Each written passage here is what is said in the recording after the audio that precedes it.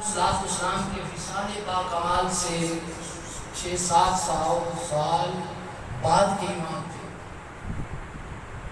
آپ اپنے طالب علمی کا واقعہ بیان کرتے کہتے ہیں کہ میرا طالب علمی کا زمانہ تھا، حضرت امام قطب الدین رازی وہ آپ کے استاد تھے، حضرت امام صاحب الدین طبرانی کے استاد تھے۔ آپ جب ان کی کلاس میں بیٹھا کرتے تھے آپ کو آتا جاتا کچھ نہیں تھا، سبق یاد کرتے جاگنا ہوتا، بہت کوشش کرتے جاگنا ہوتا۔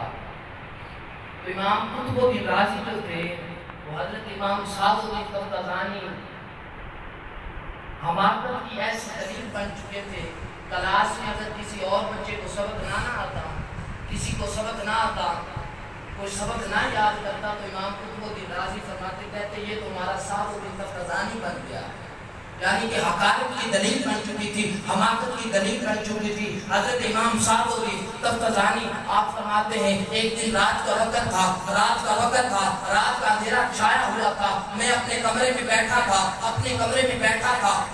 میری آنکھوں میں آنسو آ جاتے ہیں، میں اللہ رب العزت کی بارگاہ میں عرض کرتا ہوں باری تعالیٰ مجھے کچھ یاد نہیں ہوتا، مجھے سبق یاد نہیں ہوتا، اس میں میرا کیا قصور ہے؟ تو میری نیت کو جانتا ہے، تو میرے خلوص نیت کو جانتا ہے، تو میری سوچ کو جانتا ہے۔ اے آقا، اے رب العالمین، میں تو آقا کا علم پڑھ کے آگے پھیلانا چاہتا ہوں، آقا کے دین کی خدمت کرنا چاہتا ہوں، آقا علیہ السلام کا دین لوگوں تک پہنچانا چاہتا ہوں، اس میں مجھے کچھ یاد نہیں ہوتا، میرا کیا قصور ہے؟ حضرت امام صاحب الدین طبرانی فرماتے ہیں جب میری آنکھوں سے آنسو جاری ہونے کی دیر تھی، دروازے پہ دستک آتی ہے، اے صاحب الدین طبرانی باہرہ سیر کو چلتے ہیں، صاحب الدین باہرہ سیر کو چلتے ہیں۔ حضرت امام صاحب الدین طبرانی فرماتے ہیں نہیں مجھے سیر کے لیے نہیں بنایا گیا، میں سیر نہیں کرنے آؤں گا، مجھے تو آقا کا علم پڑھنے کے لیے بنایا گیا ہے، میں تو آقا کا علم پڑھنا چاہتا ہوں،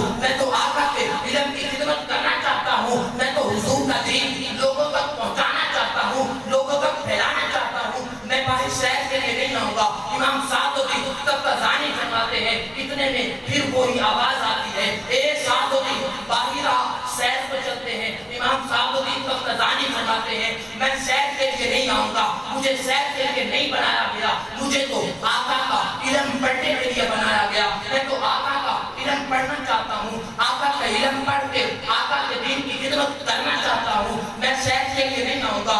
صاحب الدین طبرانی فرماتے ہیں کچھ دیر بعد وہ آواز پھر آئی، تیسری مرتبہ وہ آواز آتی ہے، اے صاحب الدین آپ باہر سیر پر چلتے ہیں، آؤ سیر کرنے کے لیے چلتے ہیں۔ امام صاحب الدین فرماتے ہیں مجھے سیر کے لیے نہیں بنایا گیا، مجھے سیر کے لیے نہیں بنایا گیا، میں تو آقا کا دین پڑھنا چاہتا ہوں۔ اتنے میں باہر سے آواز آتی ہے، اے صاحب الدین طبرانی تجھے پتا ہے آج میرے دروازے پر کون آیا ہے، آج تیری تحریر پر کون آیا ہوا ہے؟ صاحب الدین فرماتے ہیں کون ہے تو؟ امام صاحب الدین طبرانی فرماتے ہیں باہر سے آواز آئی، اے صاحب الدین آج میرے دروازے پر وہ کملی والے آقا آئے ہیں، وہ خسروِ سیاہ لا مقام آ گئے ہیں، نازش حد و جہاں آقا دو جہاں سلم آ گئے ہیں، جن کے صدقے سے جن کے وسیلے سے پوری کائنات کے اندر علم کا نور بن رہا ہے، جن کے صدقے سے پوری کائنات کو بنایا گیا، جیسا کہ آقا حضرت نے کہا تھا زمین و زمان تمہارے لیے، مکین و مکان تمہارے لیے، چنین و چنا تمہارے لیے، بنے دو جہاں تمہارے لیے، ہم آئے جہاں تمہارے لیے، اٹھے بھی وہاں تمہارے لیے، جنا میں چمن میں سمن میں بھون میں دلہن، سزائے محل پہ ایسے بنن اور سزائے محل پہ ایسے بنن، یہ امن و امان تمہارے لیے۔ اور جب ان کے فلسفے کو سمجھایا تو بتایا رسالت کل، امامت کل، سیادت کل، حکومت کل، ولایت کل، خدا کے جہاں تمہارے لیے۔ سبحان اللہ۔ اے صاحب الدین آج میرے دروازے پر کملی والے آقا آ گئے ہیں،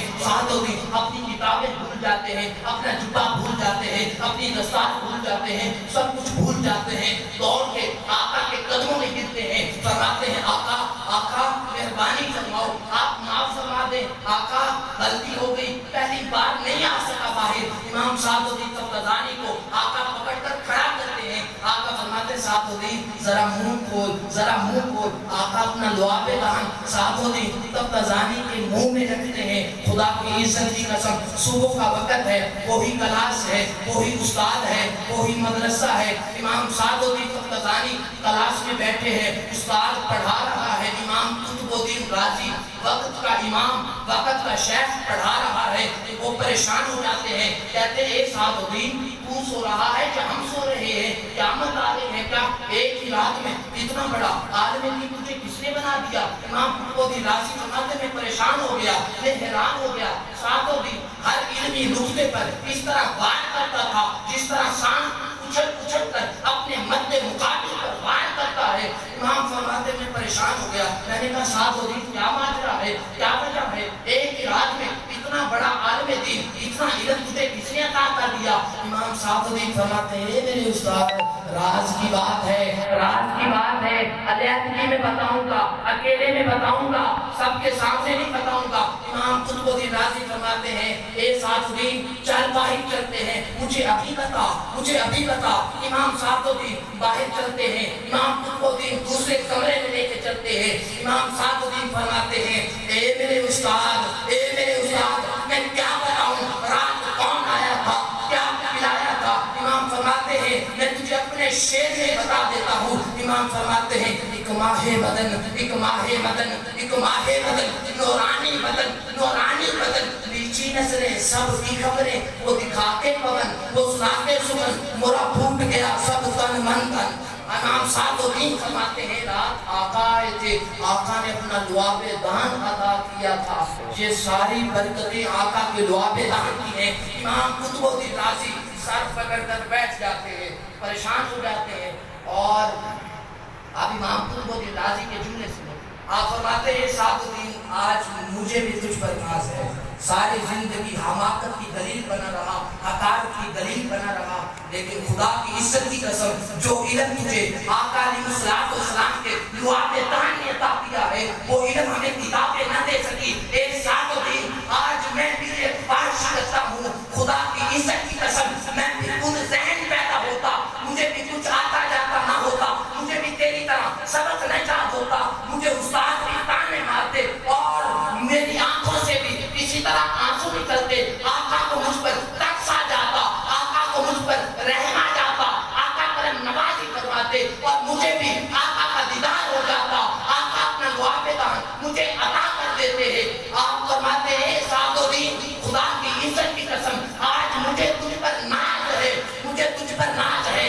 محترم بھائیو آقا کو اسی طرح پکارتے رہو, آقا کو پکارتے رہو, کبھی تو قسمت انگڑائی لے گی, کبھی تو آقا اپنا دیدار کرائیں گے. آقا علیہ السلام کو جو عقیدہ امام اعلیٰ حضرت نے بتایا ہے اسی عقیدے سے آقا علیہ السلام سے محبت کرتے رہو, آقا علیہ السلام سے پیار کرتے رہو. میرے امام فرماتے ہیں, میرے امام فرماتے ہیں یہ سبا سنت کو کلی چٹک, یہ سبا سنت کو کلی چٹک, یہ زبان چہک لبے جو جھلک, یہ سبا سنت کو کلی چٹک, یہ زبان چہک لبے جو جھلک, یہ مہک جھلک یہ چمک دمک, یہ مہک جھلک یہ چمک دمک, سب اسی کے دفت کی بہار ہے. یہ سمجھ یہ سو سنو یا سمجھ یہ بنافشہ سن بولو نشترن بلو صرف لالا برا چمن, کوئی ایک جلوہ ہزار ہے, وہ نہ تھا تو باغ میں کچھ نہ تھا, وہ نہ ہو تو باغ ہو سب فنا, بادب جھکا لو سرے گرا کہ میں مانگ لوں گلو باغ کا گل تر